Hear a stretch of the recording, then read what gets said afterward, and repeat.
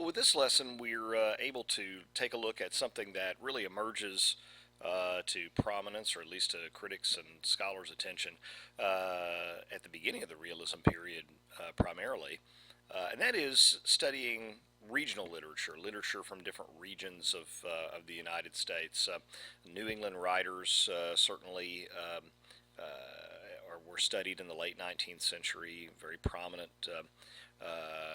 Mary Freeman and others, Sarah Orne Jewett, and others up in New England, writing about local people, local color, local characters, local themes, local sorts of issues and topics. And that comes along with realism because realism is interested in looking at, as we said, the common everyday person. So regional writers like Kate Chopin was a regional writer. She wrote about Louisiana life, and they were interested in looking at the world that they were living in and their surroundings and their communities and writing about that.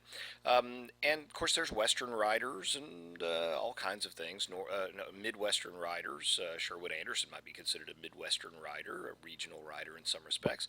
And so, but we're going to take a look, just because we can't cover everything. The United States is a big country, 20th century. We looked at one of the major movements here, the modernism movement and the Imagist poets within it. We're going to look at one region, that's going to be Southern literature, because a lot of us may be familiar with some of these writers, and some of us may have grown up in the South, or at least you're living in the South or Southwest anyway, and are likely to have run into these writers before. We want to look at asking some questions here. One of them is, what are the characteristics or traits of Southern literature? This is a whole big area here. I mean, believe me, people offer courses and several courses on Southern writers and Southern literature. It's very diverse, more so than you think. But the characteristics and traits that hold Southern literature together, what makes it distinct? Other than being set in the South, obviously, and having Southern characters, what makes it distinct? That's an interesting question. How can you account for these characteristics or traits? And, interestingly enough, their origins. In other words, why does a particular region seem to be interested in certain types of questions or issues or problems? And what are the questions, issues, and problems of Southern literature? Well, from my notes, you'll obviously, race is a big issue, yes. Class is a very big issue because the South had a very defined class structure. Certainly pre-Civil War and even after the Civil War, it had, being an agrarian economy, it didn't have a huge, highly educated middle class or professional class. It had an agricultural class of whites and blacks, and some were landowners, and therefore I guess you would call them independent farmers, and some were sharecroppers, and then there were some who were very large landowners and an emerging industrial class. So all of these things are going to contribute to that, but the origins of the characteristics and traits are things that I want us to think about. Where do you think they come from?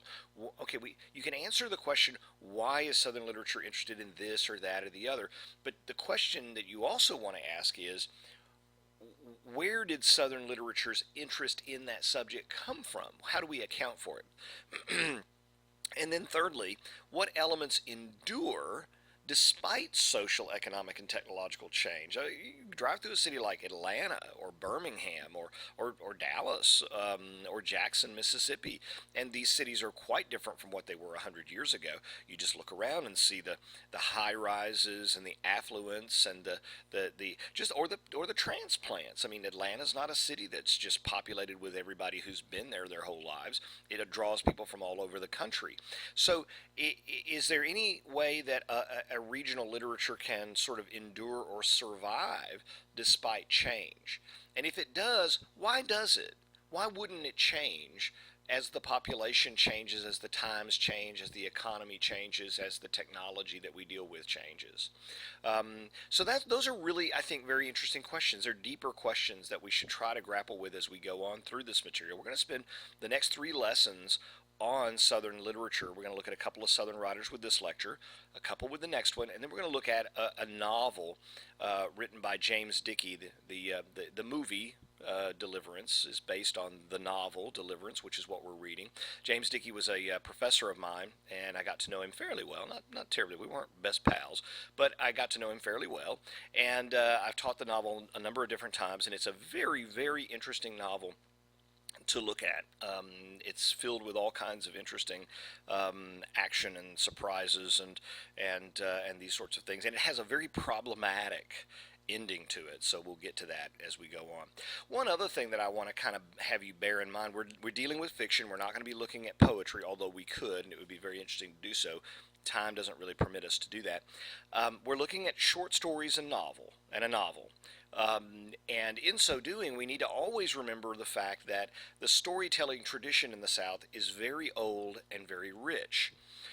Part of this, I think, is due in large measure to the fact that in 200 years ago, 300 years ago, go all the way back if you wish, the South was populated primarily with people who either were not literate or who had limited literacy skills. And so the oral tradition of storytelling and folk tales, local legends and folklore and all those kinds of things, very important in Southern cultures. My family is from the South. Your family may be or may not be. But if you know a Southern family, or if you're from a Southern family, it doesn't matter if you're white or black or middle class or upper class or lower class or whatever class you are. The art of telling a good story is highly prized in the South. There are people who can tell a good story, and there are people who really just should sit down and shut up. And you know who they are usually when you get family together. The person who knows how to tell a good story draws a good crowd in the South, and so that oral tradition, that ability to tell a story, and usually it's about family or about some sort of local thing, and tell the story about Uncle John again, or tell a story about Aunt Mamie again, or whatever it is, and so people and those stories live on in our families and in our communities and all those kinds of things, local stories and such, and so that's a really important part of Southern life, and still is fairly well to today. Telling a good joke. Our jokes in the South tend to be not one-liners or two-liners. They tend to be long stories that have a funny, quirky punchline. We're going to talk about that a little bit later as well.